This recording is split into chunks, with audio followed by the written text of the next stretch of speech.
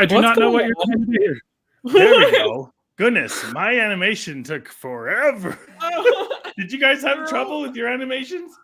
No. We were all staring at you. Like, you're all like waiting for me, and I'm just like, what is? Come on, let's go. It kept pausing and starting. Anyway, welcome everyone to another live stream of Simply Nerdy. I'm your host, Steven. I'm a little late because my animation was late because I don't know why. Whatever. Dressing up. It's starting to get cold, at least in Utah. So don't forget to get your Simply Nerdy merch in the description below. We got a link. We're going to talk about Mario and Luigi Brothership because reviews came out recently, and IGN historically, you know that they do. They get it wrong sometimes, or they have very strong opinions. But we have like a couple of those. We had another one. From another brother, it's in the thumbnail, but yeah, there's a couple of 50s, at least on Metacritic, and then we have Nintendo Life who gives it a 9 out of 10. How are you guys feeling about the reviews that you've seen today? It's weird because there's a weird divide. It's not just Nintendo Life. There's other people, a lot of people that are like in the 8, 9 out of 10 range. And then there's just this random huge gap, and there's people doing like 5 out of 10. So it's usually like, even if people are disagreeing, like it kind of it stays within 2 points of each other, right? Yes. So even if people didn't like something about the game, I would have expected the lowest score to be like a 7. I don't know. Right. So it's 5 is like, it's like a broken game is what I'd rate a 5. Yeah. Exactly. Like, is there even some like, I kind of want to go back and find some shovelware on the Wii and see if they were like, this one's a 6. Actually, you don't need to look far. One of our very own Discord members pointed out that IGN rated Sonic Forces, one of the most hated games of recent memory, a 7 out of 10. So, okay. There you go. Wow. So you guys think it was like, do you guys feel like it was like specifically the person that reviewed it just hated it? Or I watched the review. I don't know if any of you actually read it. No. Or reviewed it. No, not really. But supposedly there were a lot of performance issues. A lot of frame rate drops in places where they said it shouldn't. Like areas where there's like a bunch of water. And that's basically it. But it still struggled. A lot of issues with the Luigi mechanic, how it took some of the charm away from the original games because you can't make Mario jump and then Luigi jump. Luigi just kind of jumps on his own, so it kind of takes that aesthetic away. And I was like, yeah. Hey, I'm going to reserve all the I'm going to reserve judgment until you say the rest. But let me just say, if pressing an extra button to do a full jump takes away the charm, I think you might be nitpicking. Yeah. Just so you know, because I played every single one except for Paper Jam. And I'm looking at this being like, oh, cool. I only have to press one button to jump up things now. I don't see what the problem makes both people jump, just Mario. Luigi jumps on his own. Right. I don't see what the problem is. And sometimes Luigi will solve problems for you. He'll solve the puzzle for you, and he'll just, I know what to do. And you don't get to solve it. And some other issues where, as you're solving a puzzle, like a sequential puzzle, you'll walk onto a little puzzle platform, and then Luigi will walk to his. But Luigi is set like on a timer, so you have to like be quick enough to beat Luigi, or he'll hit the buttons out of sequence, and then you'll fail the puzzle. Oh no, puzzles that are hard. That's just the worst. You have to be on your toes and go faster. Oh my gosh. I can't believe this game is requiring me to know how to play games. No. But the thing that makes me worried is the no, Lisa was going to say performance something. issues. Lisa, say something. I was going to say it is like there's the part of my brain that thinks, okay, well, I can't just decide that my bias is that I like Mario and Luigi, and so this person is wrong and silly. But on the other hand, there's stuff about like getting stuff about or like when they did the Xenoblade Definitive Edition review with it. Rain and Duncan. Yeah, like they got things patently wrong, and so I don't know. Like it's hard to tell. Like, okay, so do I think that Nintendo Life is more believable because I tend to agree with them more, or do I think they're more believable because they didn't do something like that? Antonio, That's what I have to do with reviews, though. I understand. I don't know. I do see value in Metacritic, where you can kind of see the whole spread. Well, they I have. maybe. I feel like I do. that's not bad. Sorry. Yeah, it's respectable, especially considering people are basically doing the critical equivalent of review bombing. Oh no. For it to still be 80 is very respectable considering that. But now, what I have to do is I have my trusted reviewers, people that I tend to agree with, and I'm gonna take their opinion the strongest. I'll look at the Metacritic just to kind of get the idea of how everyone's feeling about it. But yep, yeah, I didn't read the full review or listen to the full review from IGN, but I did get the impression they had the wrong person reviewing it. Like, this is coming into it like they'd rather be playing Red Dead Redemption or something, and but they're making me review. They're making me review Mario and Luigi. I don't know. Okay. Just had to make sure that you weren't actually quoting them, because that would have been definitely another thing to make fun of. No, I wasn't. I just got the impression that they were like angry to have to review Mario and Luigi almost. I don't know. Like, they just seemed like a person that would have liked it in the first place. That's the funny thing, though. And I don't know, maybe I'm mixing it up with the other really low score. I think it came from Digital Trends or something like that. Digital Trends, that's what it was. I thought I remembered seeing that one of the two, I thought it was IGN, but it might be the other, where they said that they were a really big Mario and Luigi fan, and this was a major disappointment for reasons that I didn't bother to read. So, I mean, not because of the tone of the article, more just because I have way too much going on to read every reviewer. But the funny thing to me is it seemed like one of the main complaints, or just kind of the flavor of the complaints that I saw, even from people who gave it higher scores, were things that just felt so nitpicky. Like even Nintendo Life. So they gave it a 9 out of 10. They really enjoyed it, and I think that's a very respectable score. But then one of the one who was doing the voiceover for the reviewer threw in his own little section at the end where he basically, first of all, he showed a really boring, repetitive clip that seemed like it was designed specifically to make the game look bad, even though it looked like they were just using stupid puzzle solving tactics to make something look stupid.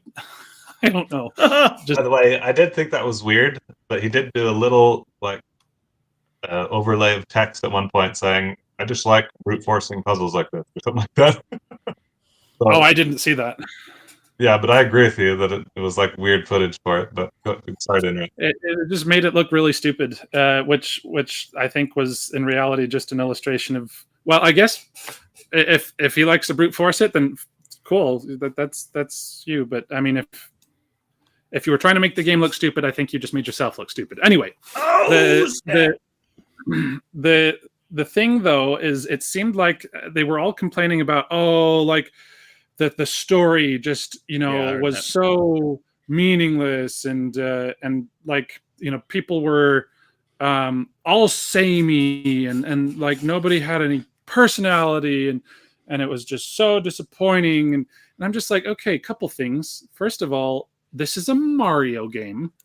If you've actually played any of not just Mario games in general, but even more specifically the Mario and Luigi games, they don't have plots to write home about. I mean, like, even my personal favorite. What? Not about the plot, but sorry to interrupt. I mean, hurry up and finish your sentence so you don't keep interrupting. Sorry. It's about like the dynamic between Mario and Luigi, like the brotherly dynamic and the humor there, more than it is about deep story or anything like that. But sorry to interrupt. Go ahead. No, that's all good. Yeah, no, all of the Mario and Luigi games, they don't have strong plots. They're not designed to. Even my personal favorite, which is Bowser's Inside Story, it's in the title. You spend time inside of Bowser, and it ends up being kind of. I mean, it's a really weird premise, but oh my gosh, it's a good game. Holy flip, it's a good game. You have something to say, Lisa. You feel like I misrepresented. Well, no, I was just going to say that you can make any interesting premise sound stupid. Like, I feel like it was kind of like weird and new to be like, oh, well, now we have to go. What? Like, I don't know. I found it kind of really different and fun in Bowser's Inside Story, just because it was like the fact that we have to go and fix this thing in Bowser so that we can get past this thing over here. Like, I feel like that was like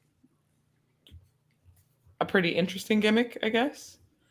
Well, Lisa, before you continue jumping down my throat and making this Anthony's Inside Story, let me just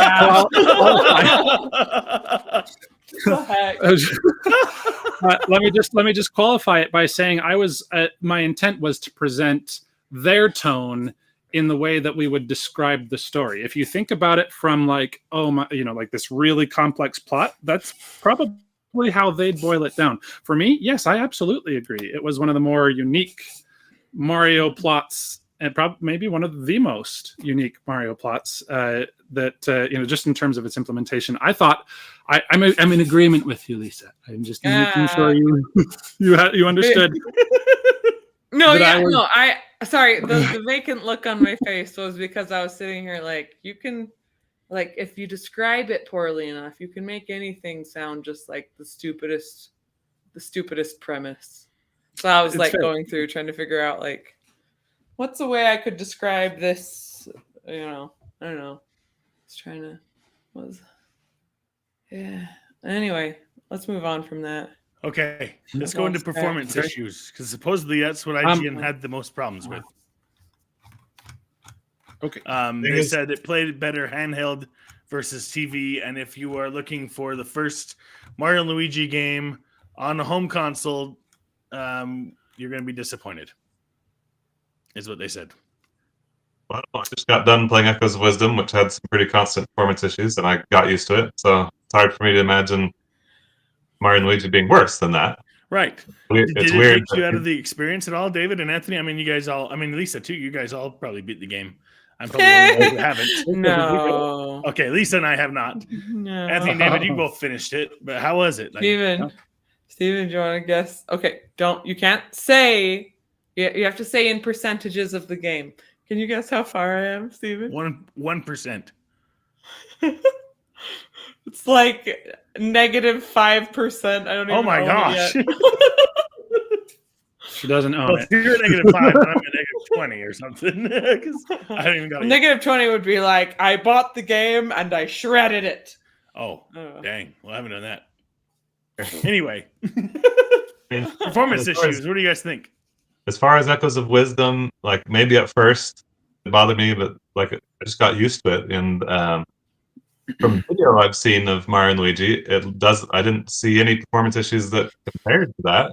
No, that's right. That's my same thought. I feel like if there was something to hide as far as performance was concerned, at least in terms of regularity and severity of it, they wouldn't have shown as much footage as they have. But and that's the funny thing too, is in some ways I feel like that is what they did with Echoes of Wisdom, because I don't remember seeing a ton of gameplay representations. Maybe I just didn't. Maybe I wasn't looking for it. But for me, Echoes of Wisdom was kind of jarring for a while. It took me a while. In fact, I was loving the game. Like, it's well designed, but I was getting bothered enough for a while that I'm like, maybe I'll just shelve this for a while and see if the Switch 2 really is coming soon, and then I'll play it on that, and hopefully it would perform just fine.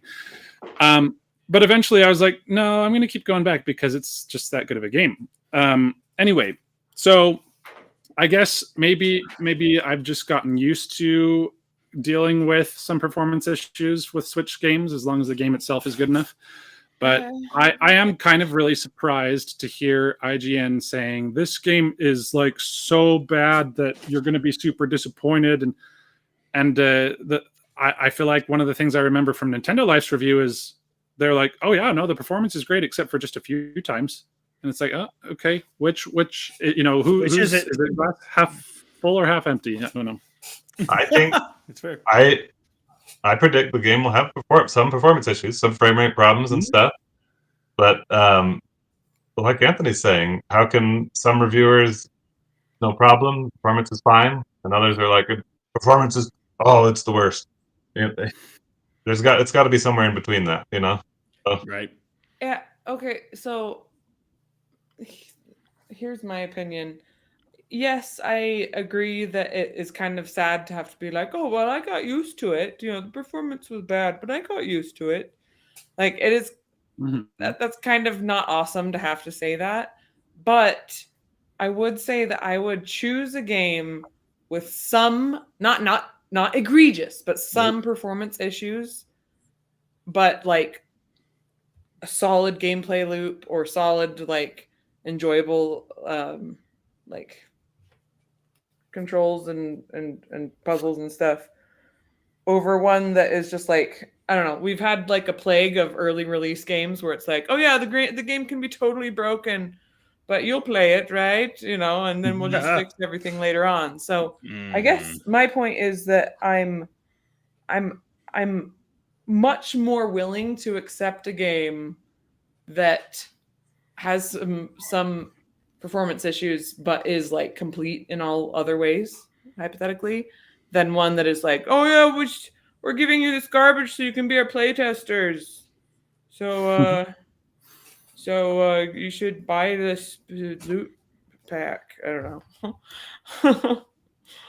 I'm tired of earlier. Well, okay, some people do it right, but a lot of people don't do early release right. I'm tired of that, and I'm tired of microtransactions. So when games don't have them, I'm a lot more willing to give them a pass for things like there's some frame rate not awesomeness going on.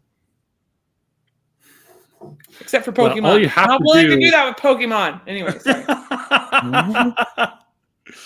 We'll see about the new Pokemon game coming out here pretty soon. Okay. Anyway, Anthony. No, I think I forgot what I was going to say. So let's let's move on. I agree with Lisa because nobody's saying that Mario Luigi is crashing and is broken and is incomplete. Saying it has some performance problems. And reviews don't even agree on how bad the performance problems are. Some are, I don't know. I think Anthony, you're going to need to play. What? You're going to need to play the game and tell us the truth, because you've recently played Echoes of Wisdom, so you can compare it directly to that. Mm-hmm. You're not waiting. You're getting it this week. Yes, I am. I was going to say, I think it's telling that the things that people are complaining about are basically the same things that people on the other side are saying the complete opposite thing about. So it's the same factor, but one person says this is awful and the other person says this is great. That's when I start being like, all right, there's some journalistic dishonesty going on here. So I don't actually know how journalism works, which maybe is embarrassing to admit, but like, are they supposed to give a fair and balanced opinion, or are they supposed to give their opinion? Well, I think that there's probably a middle ground there, because I mean, just as a quick, philosophical exploration of journalism. Now that you've brought up the topic, I think we have to acknowledge that reviews are opinions and therefore are inherently subjective. But the problem is, when you can tell that there is bias in one direction or another, then it's you can't. I don't know. Like, it just doesn't feel trustworthy anymore. Like or even when you can tell, like, okay, this is their opinion, but how well informed is it? Because I mean, there have been times when I've decided I absolutely hated something, and then I came back in a better state of mind and realized, oh, this is just fine. So when I can see either a hasty judgment or one that seems to be informed by some sort of incentive to make one decision versus another, I feel like that's when you cross the line. So if a person gives a game a thorough review and honestly dislikes it, then I can respect that. But when a person's like, this game has the worst performance issues like ever, and then everyone was like, no, it doesn't, then that sounds like more than just a personal opinion. Anyway, there you go. My 2 cents on journalistic integrity. There you go. I like it. If a reviewer comes in and they're obviously biased towards something, they shouldn't give a definitive score. They should be like, here's my personal opinion. I don't like Mario games and I don't like RPGs. I don't know, but I had to review them. That's a thing. Another thing, I think that some journalists or gaming journalists need to have, not that I feel like this is going to happen, but in an ideal world they would have the self-restraint to be able to say, I'm not the right person to review this. Like, exactly, as an example, I think that the Grand Theft Auto games are absolute flaming garbage, and nothing will ever change my mind. I don't care. I know there's a lot of people who love those games, and this is not a judgment of those people, but here's the thing. That's why I sit here and acknowledge that I am not the person who should ever review a Grand Theft Auto game, ever. Because I will Animal never... Crossing game. Sorry, Steve. I'm sorry. You can trust anything from Animal Crossing from me. Same as you want to trust the rest of these guys. Sorry, the rest of these guys on JRPGs and not me. Anyway, continue. Hey, well, we're still changing that. Don't do your little regression thingy now that we brought it up. I am doing my repenting right now. Well, no, I'm just saying, pointing out that whenever we bring up this topic in a recording, that then you backslide. You're like, I don't like these. I'm like, no, wait, no, we got past that, Steve. You gotta keep the troll going, man. Anyway, he has to keep his endearing character flaw. Yes. My character flaw. That's right. Wow, shots fired. That's okay. Only a leap could deliver it. That's right. That's my that's spirit why I think our animal from Super Paper Mario would be proud. All right, now, because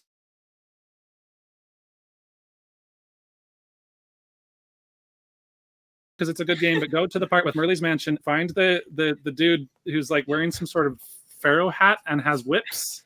There you go. That's spirit animal. That's awesome. That's why I think our reviews are so great, is because we have the people who really enjoy the genre review it and give it a good, honest score every time. We also kind of do this. We also do our own little panel aggregate kind of score too. Yes, we do. We take all of our individual scores and we average it out. Yeah. Which gives it, I feel anyway, it gives it a more honest score across different opinions. Yes. Yeah. So to conclude what I was saying, I think people need to recognize when they're not the right person for the job. That's how I see it. Like we can't always. I mean, you can't go the other direction and be like, let's only find the people that are so in love with this series that they'll love it regardless of how it's made. Yeah, we don't want that. You need to find the middle ground. You need to find people who are genuinely interested in the game, and then who are still willing to be, I guess, honest in the things they do or do not like, and make a real balance rather than being like, well, it's still a Mario game, so it's perfect. Anyway, all right. What do you do if none of your employees are those people? Then you just don't review the game. Oh, come on. Nobody's going to be like, oh, IGN just decided to pass on this one. Oh, crap. Sorry. I have to mute. Kronk is going to run on the cat.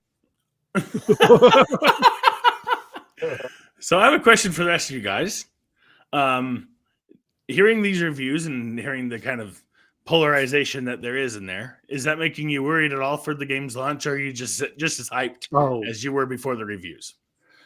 Well, I feel like that's two questions in one right there, because you said worried about the game's launch. I am perhaps a little worried about how it might affect sales, and I hope that that's it doesn't end up being a bad thing. Okay. But for me personally, no, I'm not concerned. Because I mean, there was a couple things. I'll just kind of weigh in on some of the things that seem to be some of the most common complaints from the people who didn't seem to like it as much. First of all, again, there was people saying, the story is meh. And I'm like, yeah, it's a Mario game. There's not much story in Mario. Name one Mario game that has a really super compelling story that isn't being judged by its own, by its own series metrics. I mean, yes, this is unique for a Mario game, but is it unique as a story? If you read it as a book, would it be interesting? That kind of thing. It's a Mario game, but also when people are saying, oh, well, the dialogue, there's just so much of it. And, there's it's not, it doesn't really have a lot of substance. Exactly. I'm like, okay, that's also a Mario game right there. I mean, so far, I don't see what the problem is. The thing for me, the thing that I love about the Mario and Luigi games is that almost more than any other series that Nintendo has made, the dialogue, the quality of the dialogue just is where it shines. It's not that they're not talking about interesting topics, but I mean, just think, for example, for just a moment, Lisa can testify to this as well.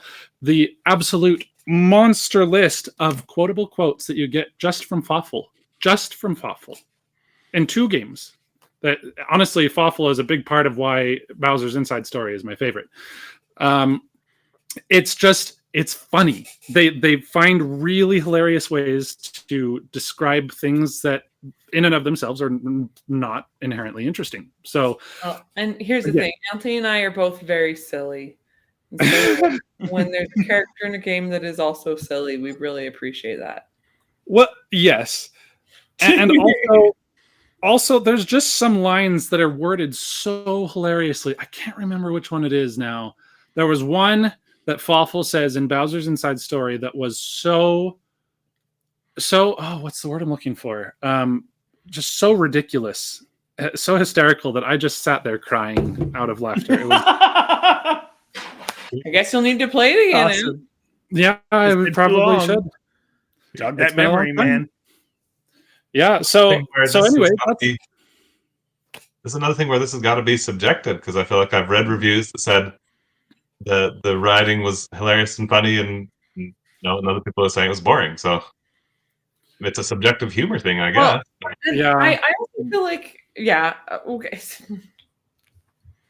We're getting back into the nature of reviews and how they're all subjective, and how that people that have a different subjective opinion are not going to appreciate that. But I will say that, to some extent, it's just a crapshoot, because if you remember, when your sister-in-law David was playing Oxenfree, and that game is basically entirely reliant upon the dialogue and going through the dialogue and talking with the people and doing the talking stuff. And she just skipped through all of it. And I'm like, what are you playing at this point? I'm somebody that tends to appreciate dialogue. I maybe there's probably a point when I would find it too much, but I don't know what that point is. But she found any amount too much. And I was like, what is the point of this game? You're just walking through the woods at this point. Anyway, so I guess my point is... one thing to acknowledge. Oh, yeah. Go ahead. No. No, you said, I guess my point is, and then you can't pretend that you didn't have something to say. Go. Okay. Go right. My point is that reviews are a flawed concept. No, I'm just kidding. I don't know. Oh, gosh. I don't know. I mean, it's true. There's no way to be objective. There's no way to be objective. And yet we all expect objectivity from our own subjective viewpoint. The end. Yeah, these are all fair points, and I think maybe that's worth drawing attention to, is that even this video where we're reacting to other people's opinions is based on our own opinions. And so yes, this whole thing is very subjective. But then again, I think the nature of having an opinion on gaming itself is always going to be subjective. So if, I don't know, at the end of the day, So I mean, you're right. Your mileage may vary. That's why we have genres, I think. Well, and also like, while I'm saying that, reviews are you can't trust any one review. I do think that there is some merit in trusting a bunch of reviews. Trust in me. Sometimes, unless they're review bombs. So I will say that when I was looking at the Metacritic and it has the list of all the places that reviewed it, like there was only two places. There were two places that rated it like below a 70, and everyone else rated it 70 and above. So that's 2 out of like 30 something reviews. So I don't know. I'm feeling like I have hope for it, and it'll be interesting to see what users say. Yeah. Well, users. Go ahead, David. Anthony is not excited to see what users say. In the user one, like you might get a 0 out of 10 because they, for the same reasons, like, oh, the joke wasn't funny that one time, so 0 out of 10.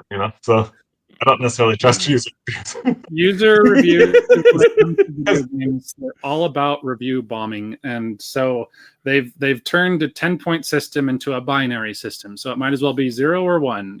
They're basically just speaking computer language, on or off.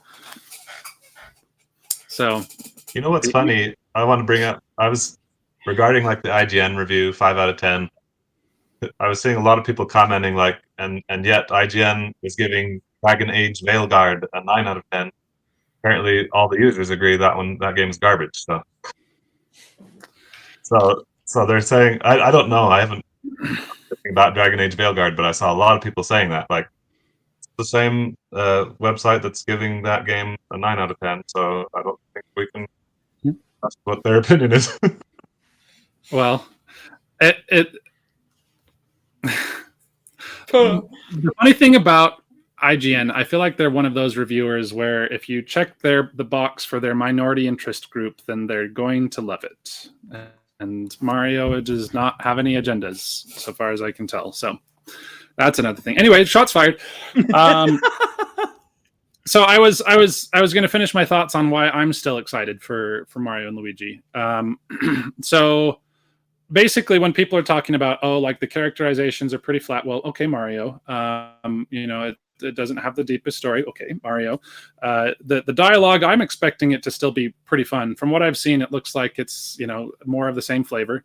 Something I did find, though, that was another kind of funny contradiction is I remember some people saying, oh, these characters are all just too happy and, like all samey. And then I saw another reviewer saying something like, oh, it's too dour sometimes. They're just, some of them are just too dour. And I'm like, well, you can't have it both ways. There's those things are mutually exclusive. Anyway, so, very subjective there. But what I'm looking at when I see this game is I'm seeing what looks to be legitimate Paper Mario. Not. Oh, let me try again. Here, hold on. Reading my brain. I'm all right. It looks like the Mario and Luigi formula that I fell in love with so long ago, and so that's something I'm excited for. The art style looks amazing. I think the visuals look great. I haven't seen any performance issues. Not that I've played it, but from what we've seen, it looks pretty solid. The combat looks better than ever. Yeah, no, the combat looks better than ever. I mean, one of the things that I will say for each successive Mario and Luigi game, at least after Bowser's Inside Story, it kind of seemed like after a while it was like, okay, it's you press the buttons to jump or hammer, and then you jump on enemies, and like it in some ways it wasn't getting differentiated, and this one feels like a big step in the right direction because like what they did with the plug system, that's, I mean, when awesome. I'll put it this way: when I learned that the studio who was co-developing this with Nintendo are the same people who worked on Octopath Traveler, I was not surprised because like that seems like one of those really cleverly implemented strategic wrinkles that just give you the power to make the strategic decisions. That is my jam. That's my favorite kind of RPG, is when they give me clever ways to create new builds out of the building blocks they give me. So the plug system sounds amazing. There's, I love how even just the basic attacks are now basically bro moves in and of themselves. Like every time they do the hammer, they both help each other out. Or the jump attack, like Mario will jump and then Luigi will give him a boost and he'll do another pound. Like it's fun how all the attacks are both of them now, and I'm excited to see like how they implement that in some of the other systems with the actual bro moves. I don't know. It's just, it looks to me like what this game is a loving recreation of the charm, the wit, and the colorfulness of the Mario and Luigi games that I loved so much. And it looks like they're giving it a nice spit shine that makes me excited. So yeah, I'm getting this game day one. It looks fantastic. I am going to try and not let my personal fondness for the series make me, completely, like, if I find out, oh wow, yeah, this game does have some serious, performance issues, then I will keep that in mind and not let myself just let it go. But at the same time, I think that regardless of what I do find that I might not like, I think ultimately it's going to be a game that I'm still going to really enjoy. It looks like just what I wanted. So I am excited. Can't wait to talk to you, Anthony, when you play it and find out more and get your impressions, because we are all anxious to hear, I'm sure. Mm-hmm. Is there anything else you want to say, David? Yeah, and I'm excited. I want to hear from a series fan, like Anthony, who has admitted several times that he's loved the series. So I haven't played Mario and Luigi since probably Superstar Saga or Partners. Oh my gosh. It's been a while. Which is like the first two games, right? So yep. Superstar Saga? Oh, Partners in Time. Sorry, I missed it. Yeah. Partners in Time. That was the second one, right? And I love those games, so yeah, they were good. Just excited to play a new one. It's been a really long time, and I will admit, some of the reviews have me a little bit concerned, but not 5 out of 10 concerned. I think there probably will be some performance issues. I think I'm almost guaranteeing it. Far from broken, though. I think right. Yeah, 5 is broken. I'm expecting it to be better than Echoes of Wisdom based on gameplay and trailers and stuff I've seen. Mm-hmm. And I am willing to admit or accept that maybe the story is a little bit simplistic, and maybe that'll bore me a little bit sometimes. Maybe it'll be a bit too wordy, and I'll be tempted to fast forward a little bit dialogue.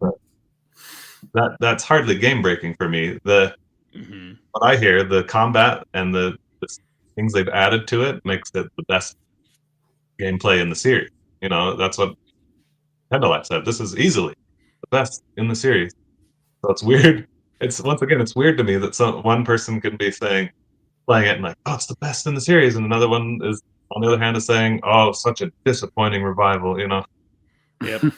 far from the best in the series. So disappointing return is what they say. Yeah. So I don't. I think I'm gonna have a ton of fun with it. I'm probably gonna looks so good. Christmas, get it as a gift, just because for money reasons, for also time reasons. But I am looking forward to playing it, and I'm confident that I'll have fun. Not expecting a perfect game, but I'm going to be leaning more toward Nintendo Life, who loved it, and just like looking cross-eyed at IGN, wondering how they could possibly have disliked it so much. 5 out of 10. I'll just remind you of Rain and Duncan. Lisa, do you have any closing remarks? My closing remarks are that I will be interested to see people's reactions. I'm probably not going to play it for a bit just because I have a karmic debt of several games. I'm so sorry. That's my cats. if you heard that. I don't know. Anyway, what else? Oh, but yeah, I feel like it, like I'll be interested to play it, and maybe I'll even try and go in and be like, let's try and nitpick this game and see if I feel like that 5 was fair or not. I don't know, might be interesting, but that's it. Mm-hmm. That's fair. As for me, this is going to be, I'm very similar to David. This is going to be my first Mario and Luigi game, probably since the second one on the Game Boy. But I am so excited to visit this again because I absolutely adored the games I did play, and they were great. And yes, I am expecting some performance issues, but I don't think it's going to take away my enjoyment of the experience. Very similar to the Zelda game, which again I have not played, but I am very familiar with the Switch and the limitations of the Switch. I am ready for Nintendo to announce that Switch 2, just like the rest of you.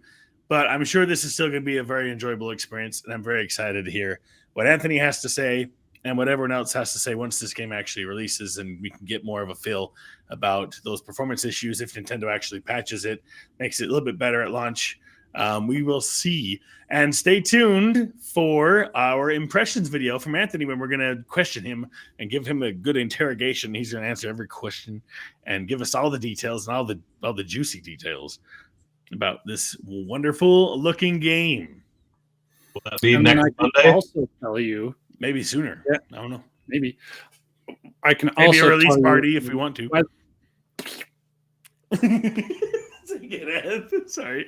I really do still wonder sometimes if my mic is just delayed because it's Nope, not just it's you. not. Anyway, It's my ADHD. I was just going to say, I then maybe I can also tell you whether or not it actually occurs in the Concord universe. There we go. That's the question we all have on our minds, man. Oh man, shots fired. Well, man. no, you can't really. There's not really much point shooting at something that's very It's dead. already down. Yeah, exactly. So true. Anyway, guys, thank you so much for watching. If you enjoyed our ramblings, please subscribe, like, and ring that notification bell so you're notified whenever we go live or whenever we do our impressions. That's coming up very soon. And don't forget, your Simply Nerdy merch. If you are getting cold and you need a hoodie, then you know where to go. We have our first comment of the night before we close off. We have Stealth here saying everything is a part of the Concord universe. But he says it's a part. But see, you put the word so apart, so like set apart, like yes, right? No, I'm just kidding. Yeah. It means both. They wanted everything to be a part of it, but it's everything is apart from it. Well, we do want everything apart. But you're right. Yes. Oh, that's so great. All right, everyone. Well, until next time. Keep it nerdy. Keep it nerdy.